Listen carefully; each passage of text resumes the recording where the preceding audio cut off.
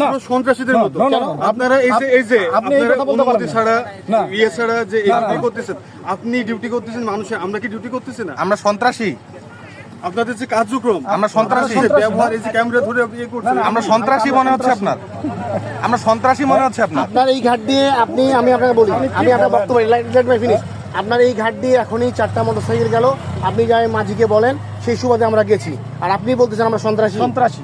আপনি এটা কোন ভাষা এটা বলতে পারেন আপনি? চলেন ভাই, আমি বলি, আপনি নির্বাহী ম্যাজিস্ট্রেট, আমি শ্রদ্ধার সহিত বলি, আপনি নির্বাহী ম্যাজিস্ট্রেট, আমি শ্রদ্ধার সহিত বলি, আপনি এখন নির্বাহী ম্যাজিস্ট্রেট এখানে অনেকে আছে, এটা বলেন কাটতে গেছে কিনা? আপনি সন্ত্রাসী আমাদের কেন বললেন? এটার উত্তর দেন। মানুষের নিউজের কাছে আপনাদের সরাসরি অ্যাক্সেস বলে আপনারা যে এইটাকে এমন ভাবে ব্যবহার করেন, এটা কিন্তু ঠিক না। না আমরা ব্যবহার আপনি আমাদের সঙ্গে খারাপ ভাই শুনেন ভাই, আমি বলি আপনি আমাদের সঙ্গে খারাপ ব্যবহার করছেন, আমরা কিন্তু আপনার সঙ্গে খারাপ ব্যবহার করি না। আপনি সন্ত্রাসী বলছেন, আপনি আন্তর্জাতিক সাংবাদিকের কথা বলছেন, এখনই সবার সামনে আপনি বললেন যে আপনি এতগুলো লোকের মুখের সামনে আপনি সন্ত্রাসী বলতেছেন। আমার একজন চেয়ারম্যান নিজের বলেন আছে কি পরিবেশ তৈরি হয়েছে ভাই, এই যে রাশেদ ভাই বলেন তো।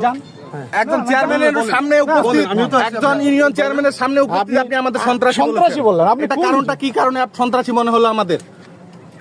বলেন, পুলিশের সামনে আনসার, এতগুলো লোকের সামনে আপনি আমাদের সন্ত্রাসী বলেছেন। এখন পর্যন্ত বিনা অনুমতিতে আপনি ক্যামেরা ধরে আপনি আমাদের সন্ত্রাসী বলবেন, আমরা সন্ত্রাসী বলতে করবো না?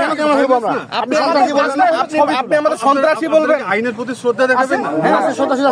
আপনি আমাদের সন্ত্রাসী বলবেন কেন ভাই? আপনার সঙ্গে ভালো ব্যবহার করতেছি, ভালো আচরণ করতেছি, ভালো কথা বলতেছি। না দাঁড়ান, উনি আমাদের সন্ত্রাসী কেন বললো? এত আপনি মানে সন্ত্রাসী বলতে পারেন, আপনি বলতে পারেন না তো ভাই।